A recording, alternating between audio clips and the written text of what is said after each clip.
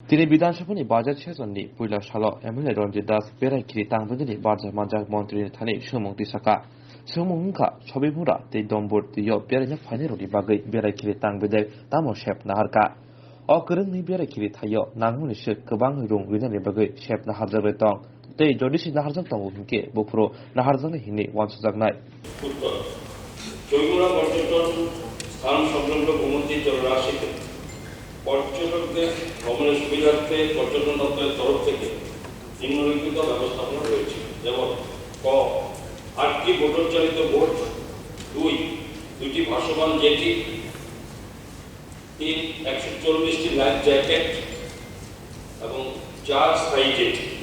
ডুমুর পর্যটন কেন্দ্রে জলাশয় পর্যটকদের ভ্রমণের সুবিধার্থে পর্যটন দপ্তরের তরফ থেকে নিম্নলিখিত ব্যবস্থা রয়েছে, যেমন 1 4টি আধুনিক মোটর চালিত বোট, 2 3টি জেট স্কি মানে ওয়াটার স্কুটার, 4 5টি ভাসমান জেটি, 4 90টি লাইফ জ্যাকেট। প্রশ্ন 2, উক্ত দুটি পর্যটন স্থানে জলাশয়ে নৌকা চলাচলের বিষয়ে পর্যটকদের সুবিধার্থে পর্যটন দপ্তরের ব্যবস্থাপনায় প্রয়োজনীয় অতিরিক্ত সংখ্যক নৌকার ব্যবস্থা করা হবে কিনা। উত্তর, উক্ত দুটি পর্যটন স্থানের মধ্যে একমাত্র ছবিমুড়া পর্যটকদের সুবিধার্থে নতুন 4টি মোটর চালিত কাঠের নৌকা এবং 1টি স্টিলের তৈরি নৌকা দেওয়ার পরিকল্পনা রয়েছে। তবে ডুমুর জলাশয়ে 2টি হাউস বোট দেওয়ার পরিকল্পনা রয়েছে।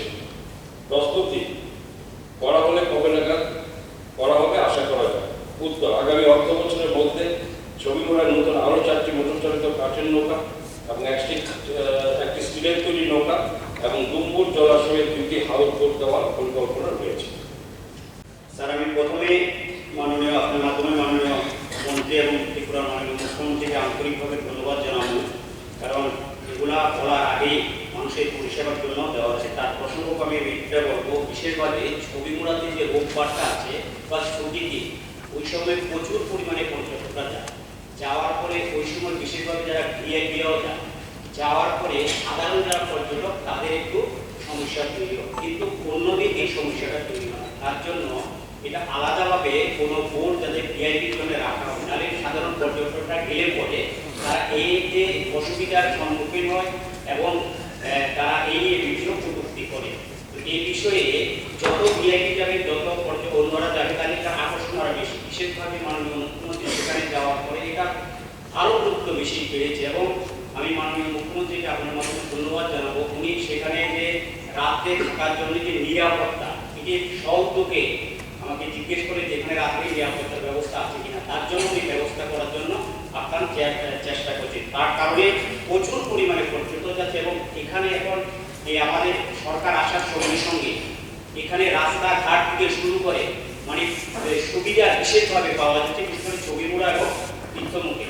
এই কারণে এই রবিবার ছুটির দিনগুলিতে কিভাবে এই বিশেষভাবে পর্যটকদের যে সমস্যাগুলো সেগুলোর জন্য একটা ব্যবস্থা নেওয়ার জন্য আপনার মাধ্যমে মাননীয় দপ্তরের মন্ত্রীমণ্ডলীকে অনুরোধ করবো। আর সঙ্গে সঙ্গে সেখানে ছবিমুড়াতে মূলত প্রাকৃতিক যে সৌন্দর্য বনায়ন, সেই পাড়ের বনায়নগুলোকে অনেক সময় মানে সেখানে চুন চাষ করে সেগুলো কেটে ফেলা হচ্ছে। তার জন্য আপনার মাধ্যমে যাতে দপ্তরে যে ফরেস্ট দপ্তরে রয়েছে যাতে এগুলোকে রক্ষণাবেক্ষণ করা হয়।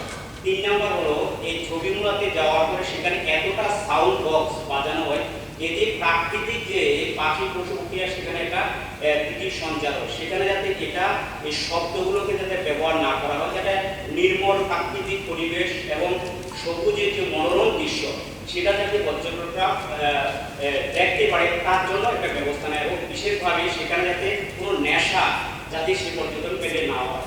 নেশা নেওয়ার পরে কি হয়, যত বিকালে সূর্য অস্তমিত হবে নেশা কারখানিতে এতটা উচ্ছৃঙ্খলতা করে, তার জন্য বিশেষভাবে এখানে যারা পর্যটকরা যায় তারা সেখানে একটু অসুবিধার সম্মুখীন পড়ে। তার জন্য নেশাটাকে বন্ধ করা এবং সাউন্ড যে সিস্টেমটা সেটাকেও যাতে না সেখানে নেওয়া হয়, এতে ওই প্রাকৃতিক সৌন্দর্য এবং আমাদের যে সবুজায়ন সেই মনোরম দৃশ্য সবাই উপভোগ করতে চেষ্টা করা দরকার। কারণ এখন তো লিমিটেড কয়েকটা, শুধু 3টে 4টের বেশি নেই সেখানে।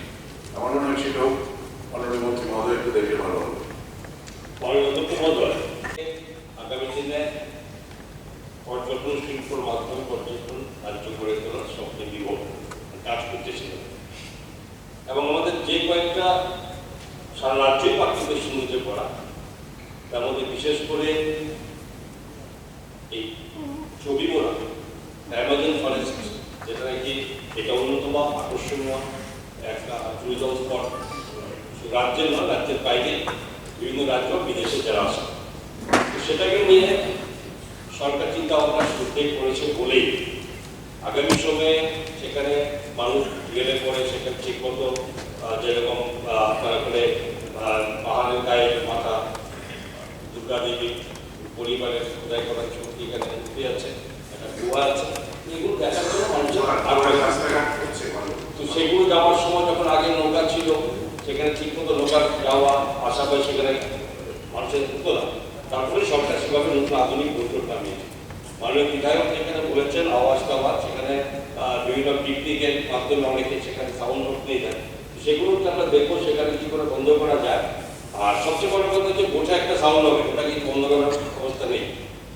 পাশাপাশি আপনি যেটা বলেছেন যেগুলোকে যেসব আগে খোদাই করে, এটা আমরা দেখেছি জলের যখন স্রোত নদী, তখন গায়ের মধ্যে আগের যে খোদাই করা অনেক কাজগুলো আস্তে আস্তে ক্ষয় হয়ে যাচ্ছে। সেগুলোকে আমরা ব্যাপারটা সঠিকভাবে এটাকে মেনটেন করার জন্য আমরা যারা এগুলো কাজ করে গুজরাট বা বিভিন্ন জায়গায় আমরা ওই সমস্ত আর্কিটেকচার ওদের সঙ্গে যোগাযোগ করেছি, তাদের কোনো এক্সপার্ট পাঠালে পর সেগুলোকে আমরা আবার কীভাবে রক্ষা করা যায়, এটা একটা চিন্তা আমাদের রয়েছে। তারপর তেমনি ধরুন এই কেন্দ্র করে বিভিন্ন কাজে মাননীয় মুখ্যমন্ত্রী এটা খুব গুরুত্ব দিয়ে এখানে রাস্তা একদম সরু ছিল এবং ট্রেনের যাতায়াতের ব্যবস্থা, সেখানে একটা গাড়ি গেলে আরেকটা গাড়ি পাস হতো। কিন্তু এত বড় গুরুত্ব এই পূর্ণ এই স্পটটাকে অবহেলিত করার মতো ব্যবস্থা হয়েছিল, সেটাকে এখন সেই 25 কোটি টাকা ব্যবহার করে এর মাধ্যমে রাস্তা এখন হয়ে গেছে এই 31 মার্চের মধ্যে রাস্তা টোটালি দেবে। এরপরেও ধরুন সেখানে মানুষের রোজগারের জন্য পার্শ্ববর্তী সমস্ত জায়গাতে আমাদের ট্যুরিজম ডিপার্টমেন্ট অনেক আছে, সেখানে মানুষের লোকালিটি রোজগারের ব্যবস্থা হবে। এবং এটাকে নতুন করে থাকার জন্য যেখানে লঘাট তৈরি করবে, 6টা লঘাট হবে এখানে, এখানে আগে যেখানে লজ আছে 2টি লঘাট হবে এবং সেখানে বাউন্ডারি হবে, সেখানে পিকনিক স্পটটা আলাদা করে দেওয়া হবে, পার্কিং ব্যবস্থা আলাদা করা হবে। এই সমস্ত কিছু নিয়ে অলরেডি পরিকল্পনা আমাদের আছে, সেটাকে আমরা অবশ্যই আপনাদের